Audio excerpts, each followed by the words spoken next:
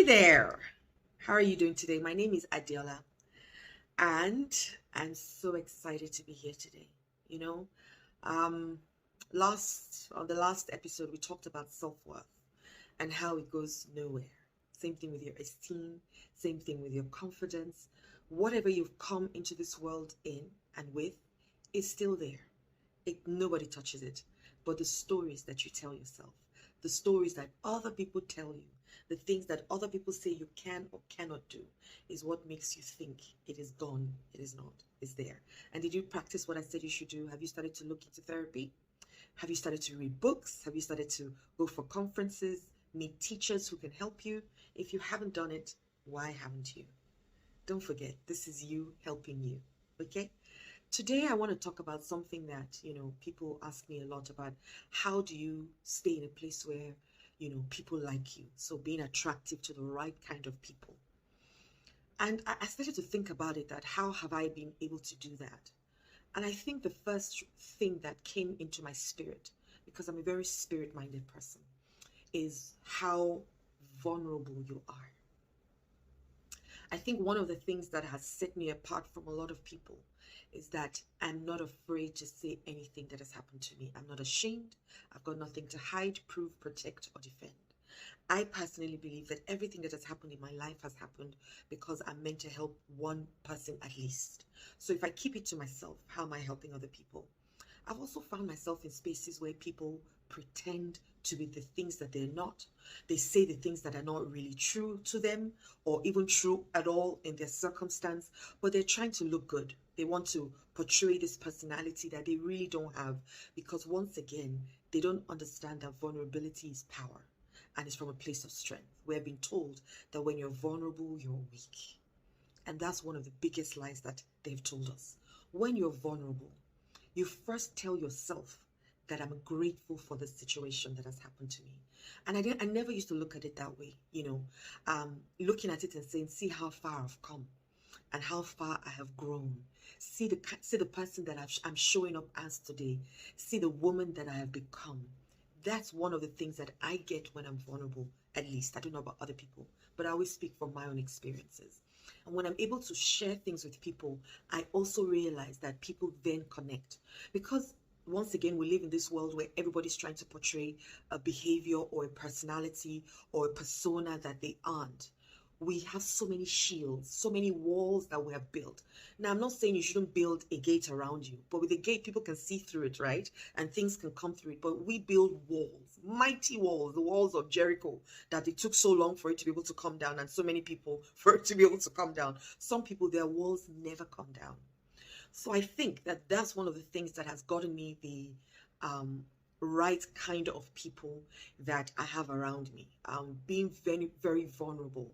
I remember when I wanted to start out as a stepmother coach and start out my business to help stepmothers and blended families. I remember people looked at me and said, what? Nobody's going to come. Nobody really, it's not something. I also thought that it was something that people were not interested in, or people were too afraid to come out and speak. I mean, there's so many stepmothers before me in Nigeria. Why aren't they doing anything for young women like us at the time to support other women who would be going through this journey? I remember also, I did a video, very vulnerable video, and it was my mother that interviewed me in the video, and it was so from my heart. I remember even after the interview, she said to me, some of the things you said were a bit too deep. And I said, well, if I want other people to put skin in, I'm going to have to put skin in.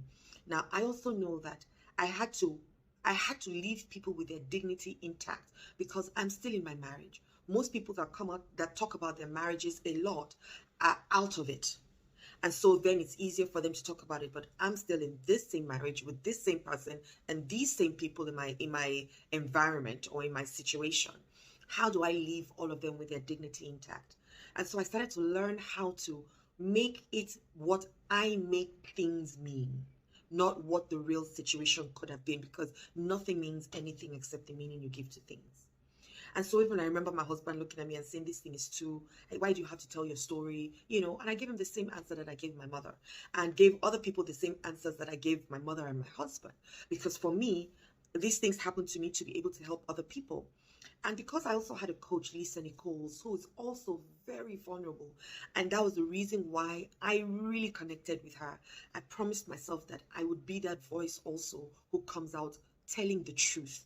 Now, does it mean that I would tell everything that is happening? No, because there's certain things that you keep to yourself. There's certain things you are still even working through.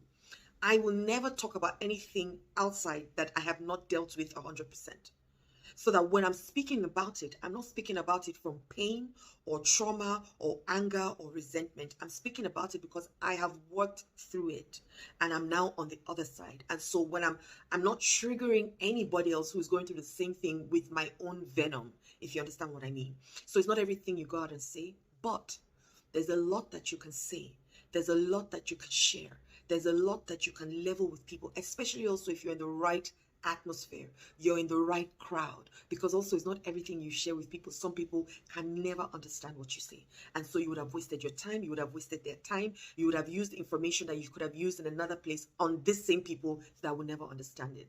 So being vulnerable is not just saying everything, or saying everything everywhere. No, there's select crowd. There's certain things I can say here that I can't say in other places, and vice versa. There's certain things I can only tell a few people that I know that have the maturity and the capacity to handle what I'm about to say. So you guide, or you are guided and guarded by the people that you're about to speak with.